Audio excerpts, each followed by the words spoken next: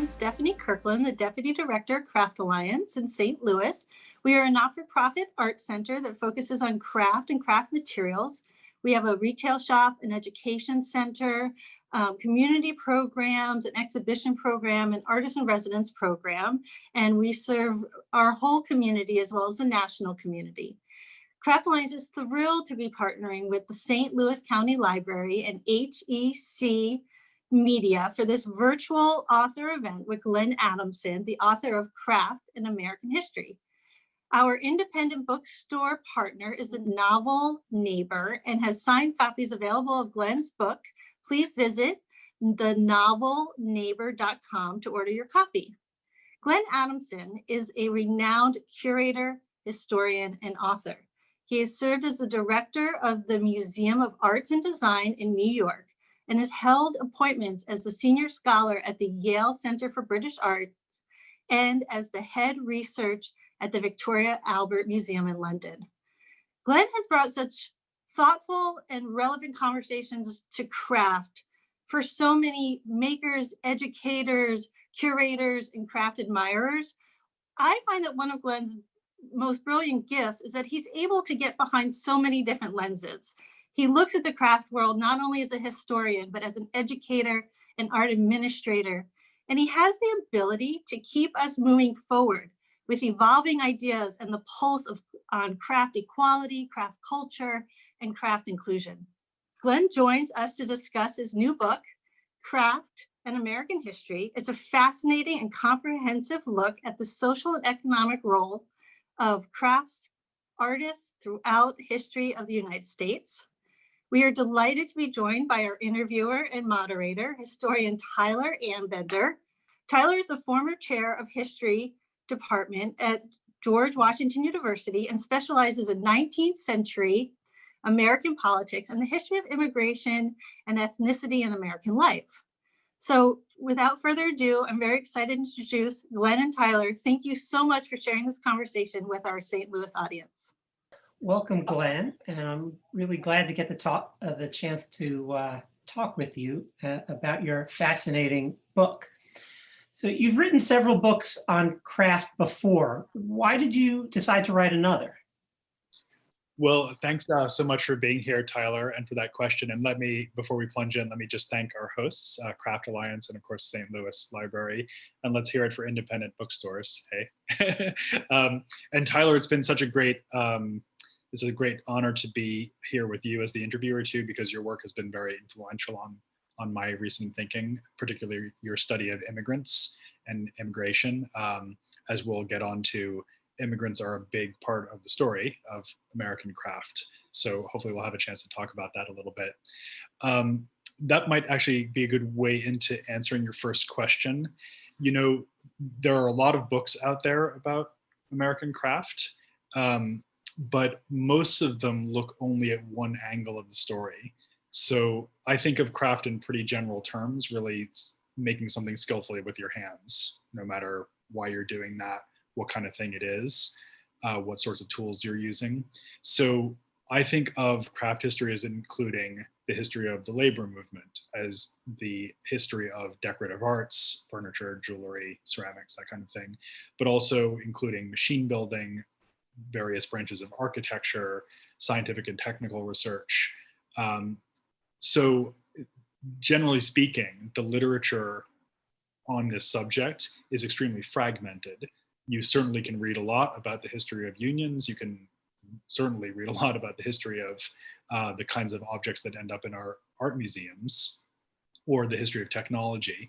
But what was missing, it seemed to me, was an integrated story that really presented the history of America through the eyes of its craftspeople. And I guess maybe that would be the other thing to say, that in addition to writing about craft itself, I wanted to use craft as a lens to better understand certain issues to do with particularly ethnicity and class and gender that stretch through American history. And it's a really enlightening way to look at the United States and its past and present. Well, I think you've done a really great job of integrating craft history into American history, and it shows from really the beginning of the book to the very end. Speaking of the beginning of the book, you start the book with Copley's striking portrait of Paul Revere. How does Revere epitomize America's craft tradition to you? Yeah, that was such an easy decision to make, because if you're thinking about 18th century images of craftspeople, it just jumps out at you as being not only very famous, but also very emblematic in a lot of ways. You know, I often say it's an image that's literally of a craftsperson reflecting on and being reflected in his work, because his hand is doubled. You know, he's holding the teapot, but because it's made of silver, you get that second hand in the mirrored surface of the object. So partly I wanted to start with that image because his story is so fascinating. You know, I think most people don't know, if you only think of him as a revolutionary era figure, you probably don't know that he went on to be essentially an entrepreneur who was involved in the early stages of the Industrial Revolution. He got very involved in making large sheet metal, including for the cladding of warships, for example. So he was by no means limited to these kind of precious artifacts that we now see in the Boston Museum of Fine Arts next to his portrait. But I guess the other kind of sneaky reason I wanted to start with that image is because I think it's what most people picture when they picture an artisan of the past, or maybe even when they picture the word artisan at all. They probably don't think of somebody who's living, because they think of artisans as people who were back sometime in history. But I wanted to get across very clearly the idea that American artisans in the 18th century were of every ethnicity. Many of them were enslaved, of course. Half of them were women.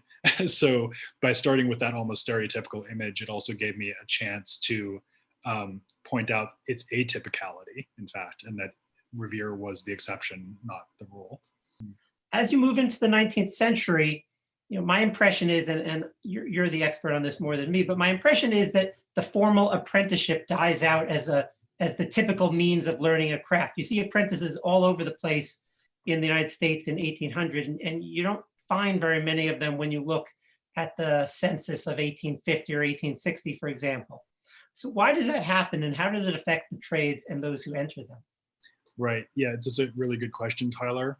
I think it might be worth saying, first of all, that the apprenticeship system in the 18th century is maybe not what people picture. They probably picture something that's based on the European guild system, where you have a master, you have journeymen, and you have apprentices, and it's a ladder. You know, you move through your career as you move through your life, gaining skills in a very orderly way.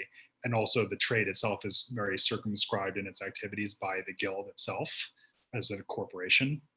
And in America, you certainly had apprentices, you certainly had journeymen, and you certainly had master craftspeople. What you didn't have so much was very well organized guilds that were able to exert a lot of control, for the simple reason that there was too much mobility and the markets were too wide open.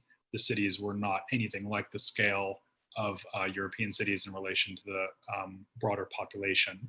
So you have a lot of apprentices who actually just flee their obligations. A really good example of that would be Benjamin Franklin. Before we think too ill of these people, you know, let's remember Franklin was a really good example of somebody who skipped town. But yeah, so it was a common pattern because it was very easy to leave, and you know, then how are you going to be found? So it's important to say, first of all, that apprentices were not the kind of were not put into the kind of orderly structure that people might think of in the sort of stereotypical image of what an apprentice is. Having said that, that already somewhat rickety system really does fall apart in the face of the Industrial Revolution, basically. And the way to think about it really is that the concepts of apprentice and journeyman themselves actually become degraded. So they become more like wage brackets within the emerging factory system. And so if you're a journeyman, it doesn't so much mean that you're on a like that rung ladder to success or to being a master craftsperson. It probably means that you're recognized as having a certain skill set, but even more that you have a certain wage expectation. And that's sort of how you compete in the labor market. And similarly with apprentices. And so the result of that is that being an apprentice is more like a lifelong condition of somebody in the lower echelons of the working class. So the upward mobility that we might associate possibly with the guild system, and we certainly associate with the idea of America as this land of opportunity, that turns out not to be as true as we might hope. So that, and here I think is something you do know a lot about, Tyler, that the fond images that we have of early America as a place where anybody could get rich through their own, moxie and hard work, that turns out not to have been the case for certainly as many Americans as would have liked it to be the case, even at the time. So the sort of degradation of craft in the factory system is bound up with that lack of social and economic mobility. So speaking of the Industrial Revolution, you've talked about how it affects apprenticeship. Can you talk more generally, though, about how it affects craft, and what is made and what is still made by craftsmen and women versus what industry makes? Because the Industrial Revolution, it's not like something that happens, overnight, but it takes place over decades of the 19th century. Yeah. So here's a case where the big picture that people maybe carry around in their heads is basically accurate. The really big picture that the Industrial Revolution replaced handcrafts and skilled individuals in small shops with more efficient, cheaper goods that were made largely with machine assistance, mass production. And so they replaced individuality with sameness. They helped produce a kind of consumer revolution. All that stuff is true. Where it gets interesting, though, is that, as you say, it took a long time, and it was very variable in its impact on different trades. And if you just stop and think about this for a second, it's immediately obvious why. There are some things that are a lot easier to mechanize than others. And if you just picture what a 19th century machine looks like, it's obvious that that's not going to be very good at, say, mass producing all the parts of a carriage or all the parts of a building. So certain trades, or really we might call them economic sectors at this point, like textiles, for example, that mechanizes early on to absolutely tremendous impact. And of course, the mechanization of the textile trade is one of the reasons why slavery and the cotton plantations of the South become such a crucial part of the American economy at great human cost.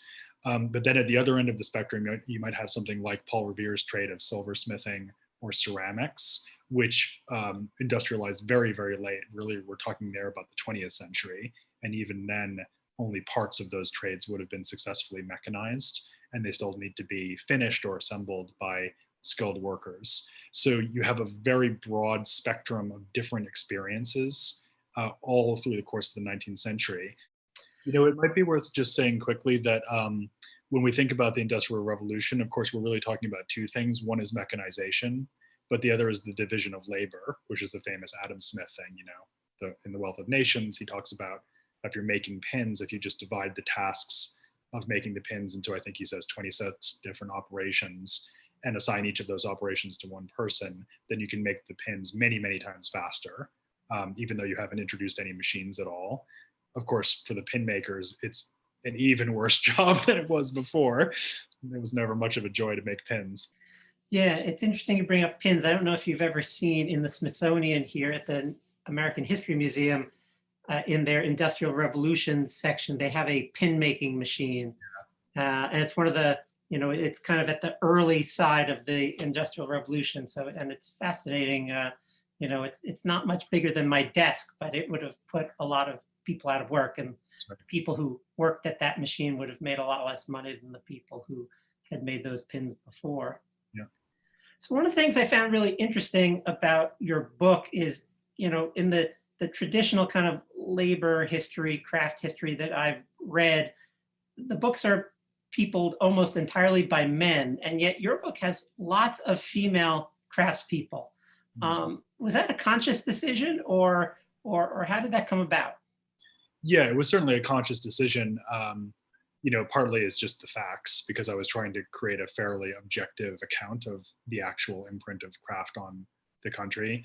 And you have to figure about half the skilled workforce is female. So that should certainly be reflected in the book. There's maybe a further agenda there, because a lot of my work is actually based on reading feminism and feminist historians, and in my own sort of patch in the museum world, feminist art historians have spent a lot of time thinking about the way that craft served as an expressive tool, and also, frankly, a tool of repression also in these earlier stages of history. There's a famous book by Rosika Parker called The Subversive Stitch, which is actually mainly about British embroidery and needlework, but that was very influential on me early on when I was first starting to read in this area. And so I really wanted to make sure that the experiences of women, even if they weren't recognized as professional tradespeople, because they would normally only come into that role, say, if they were widowed. Betsy Ross would be a great example of that. In fact, another famous 18th century American craftsperson, usually remembered for having designed and made the first US flag, which sadly proves not to be the case. That was a later legend put about by her family in around 1876, 100 years after the revolution. But what she did do was run an upholstery shop for many, many years after her first husband died. And as I say in the book, that's in a way a lot more impressive to be a female entrepreneur through the late 18th and early 19th century very successfully. Yes, making flags, but also covering chairs and doing all the other things that our upholsterers do. So, I really wanted to make sure that the reader understood that skill is not necessarily associated with professional recognition, that it also is something that can happen in the home in these kind of informal situations, and that it has in fact had a lot to do with the gender history of our country. Yeah, the Betsy Ross section was another one where I learned a lot. So another group that is kind of often underrepresented in histories of craft are African Americans. And you have a great quote from Frederick Douglass, the great abolitionist, who told African Americans to, quote, learn craft trades or die. What did he mean by that? And did African Americans listen? Yeah, I don't think they needed to be told, to be fair. And you're absolutely right that Black Americans are very underrepresented in craft history. Of course, that's not unusual because they're underrepresented in many histories, many branches of history. But it may be particularly flagrant in the case of craft history because we often think of craftspeople in terms specifically of freedom and autonomy and independence. But of course, before the Civil War, if you, again, just stop to think about it, so many craftspeople were enslaved. And particularly in the South, not exclusively, but particularly in the South, the buildings were built by enslaved craftspeople. The carts were built by enslaved wheelwrights. The heads were shorn and beards were shorn by enslaved barbers. The dresses were, made by Black seamstresses. In fact, for me, one of the most incredible stories in the book is that of Elizabeth Keckley, who was born in slavery and then through her own skills managed to buy her own freedom because she was such an adept maker of basically high-style gowns, high-style dresses, made her way to Washington, D.C. And the truly amazing thing is that she ended up making dresses not only for Mrs. Mary Todd Lincoln and ended up staying in the White House during the Civil War years, but also before the war had listed among her clientele the wives of Jefferson Davis, who of course went on to be the president of the Confederacy, and Robert E. Lee, his wife as well. So during the Civil War, you have these women on opposite sides of the conflict, both wearing dresses by this formerly enslaved Black seamstress of great skill. And that's the kind of story that just makes you think, wow, craft gives you a totally different insight into the texture of the times. But to get back to your question about Douglass, he himself had been sort of a craftsperson. He was made to be a ship's caulker, which is to say sealing the seams of the ships in the wharfs in Baltimore with what essentially amounts to tar. Terrible job, but certainly skilled, difficult and skilled. And it was actually his relative freedom of movement compared to, let's say, being a field hand that enabled him to engineer an escape and become the orator and political figure that we know so well. And that really is the context in which he made that claim, learn trades or die. What he was saying was that Black Americans could simply not depend on any sort of stable economic support system for themselves. So if they had a skill, then of course they could take it with them. So wherever their highly mobile lives might take them, it was really the means of avoiding being sent out into the cotton plantations, where of course their life expectancy was tragically short.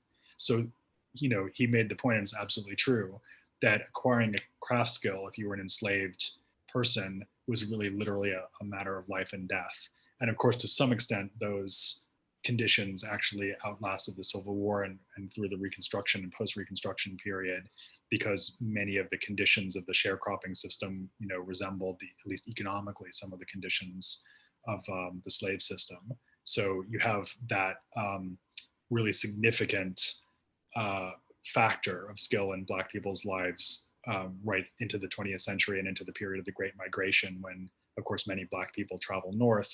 And again, it's very advantageous to them if they have a marketable skill when they arrive in one of the northern cities like Detroit or Chicago.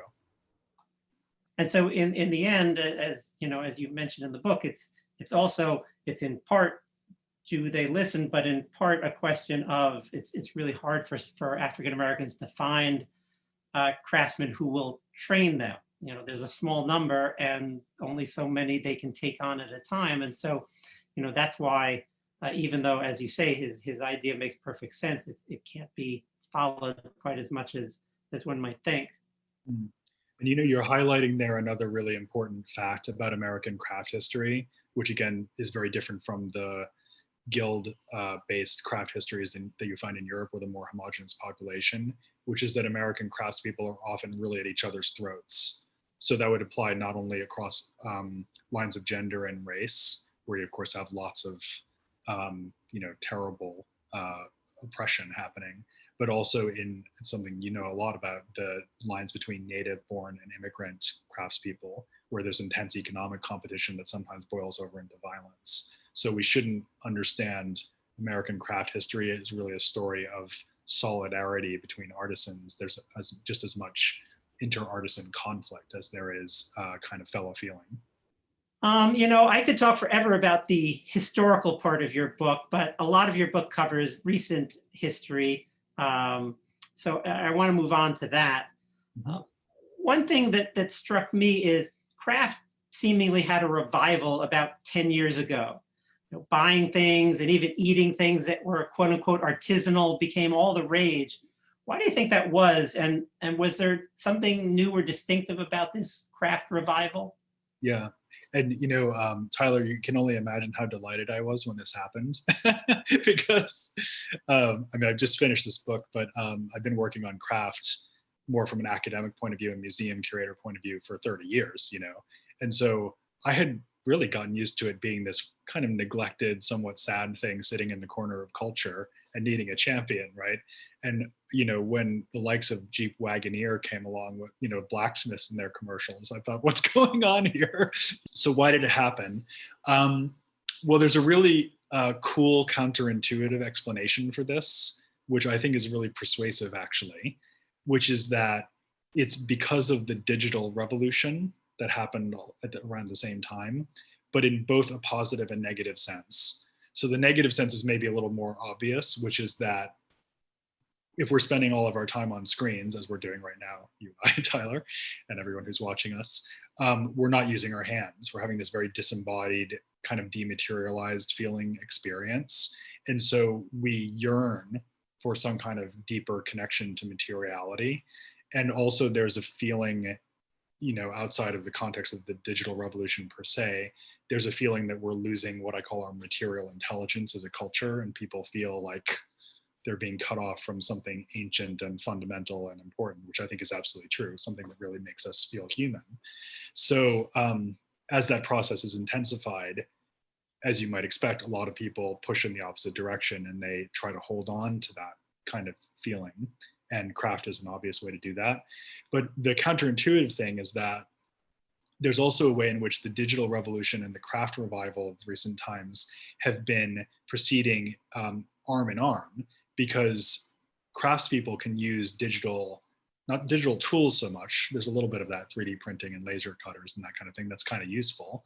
But what's been really important is the use of digital platforms to sell craft objects. So now, instead of the situation where you only have a very small area around you to sell your wares, even if you're a very, very specialized maker, you can sell to a potentially infinite customer base with very low advertising costs and also increasingly low shipping costs because of Amazon and all the rest of it. So, recently I've been interviewing people like, a sneaker craftsperson in Chicago, or a handmade beer glass manufacturer down in Knoxville. And these people are able to make really decent livings because they're able to sell their wares to people that have a particular interest in that field. And because of the nature of digital advertising, they can get right to those potential clients. So it's really revolutionized the way that craftspeople do business, not so much on the making side, but more on the distribution side. On the other hand, you also talk towards when in the part of the book where you talk about modern America, someone who I was surprised to see come up, Martha Stewart, and her place in contemporary American attitudes about craft. Can you explain why you thought she belonged in your narrative? Yeah, that was probably, I have to admit, that was probably the part of the book that was the most fun to write, because the literature on Martha Stewart is hilarious. I mean, her own stuff is sort of unintentionally hilarious, but so many people have written such great things about her. My favorite probably is an article that was headlined, "She's Martha Stewart and you're not," right? So, she really is in the business of creating impossible expectations for herself and everyone else. She's, of course, part of an enormous craft-based marketplace that's not about actually making things successfully, but is more about aspiration. And, it's the huge hobby industry of tools, but also magazines and how-to books and other forms of guidance, which are now to some extent being displaced by YouTube and so on. But certainly in the period that Martha Stewart was working in the 80s and 90s, I would say was when she had her greatest impact and became a household name, literally. She was using craft symbolism as a kind of deeply effective way of addressing shifts in some of the things that we were talking about earlier, the place of women in American society, the fact that women were increasingly going into the workplace, that this was creating a kind of turbulence, both practical and psychological, in the landscape of the family. And Martha Stewart was there as this very reassuring figure who, to some extent, was updating 19th century advice literature, and to some extent was using the new tools of mass media at that time to kind of wrap all those problems up in a cozy blanket and make them go away. So I definitely thought she deserved a place in the pages. And once you read the section, you understand why. Something else I learned about in the modern section of the book that hadn't occurred to me before was what you call craftivism, which is essentially craft activism, or activism through craft. Can you explain why that develops at that particular moment in American history, and give some examples of it that people who are tuning in might know about? Sure, yeah. Well, first of all, I can't claim any authorship over the word. It was developed by a few different people. Betsy Greer is one who has a lot of credibility as one of the coiners of it. So craftivism, craft activism, probably the most famous example of it now would be the Pussy Hats. And again, the idea there was take the stereotype of craft, embrace it wholeheartedly, and sort of flip it upside down, right? So you have this idea that knitting is this homely female activity, very decorous and polite. So let's make it into this kind of crude sexual image, obviously mocking things that Trump had said and been recorded as a saying, and turn it into an instrument of political protest. And I guess what I was interested in was the way that reflected this longer history that I was trying to tell in the book. And of course, we started with Paul Revere, who didn't necessarily think of his craftsmanship and his political involvement in the revolution as being that strongly associated in the way that the Pussy Hats perhaps are. But certainly his credibility as a revolutionary was based on his professional identity as a silversmith, obviously someone who was very trusted, holding precious metals. And so to me, the fact that craft has so often been swept up into acts of protest and civil disobedience, I think is very, very interesting.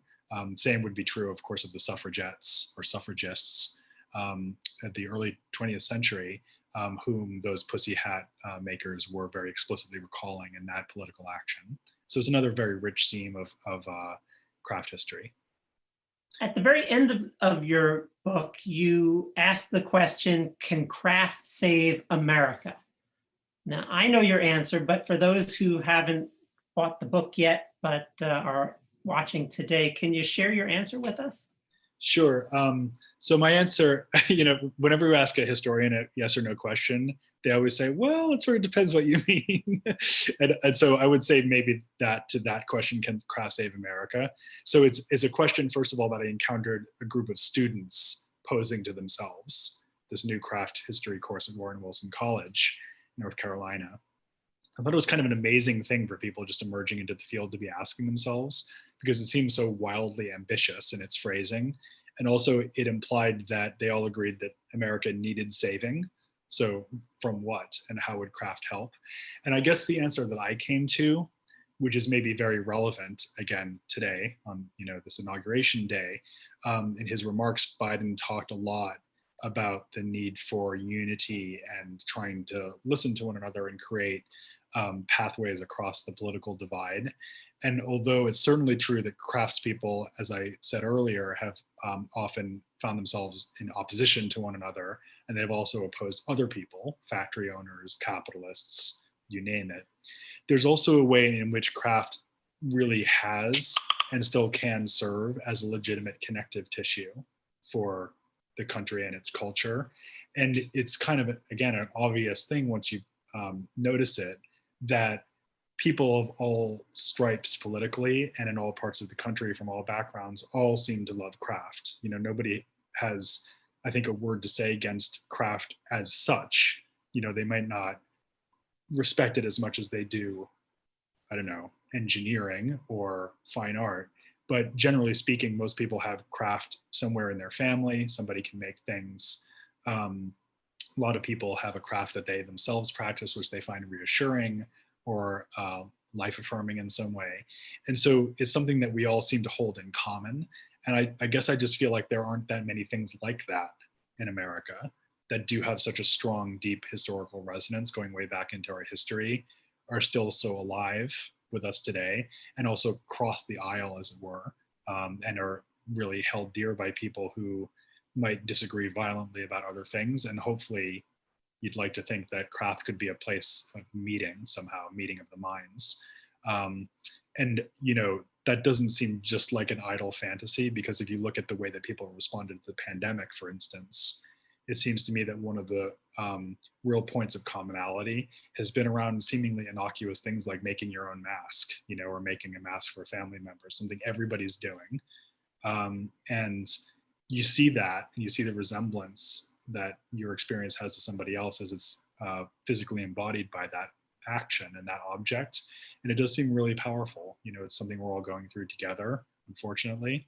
And craft has been one of the few bright spots, just as the AIDS quilt is one of the few beautiful, moving testaments to come out of the AIDS crisis of the 1980s and 90s. So, I think craft, whether it can save America by itself, I doubt, if America doesn't need saving. But certainly I think it can do a lot of good.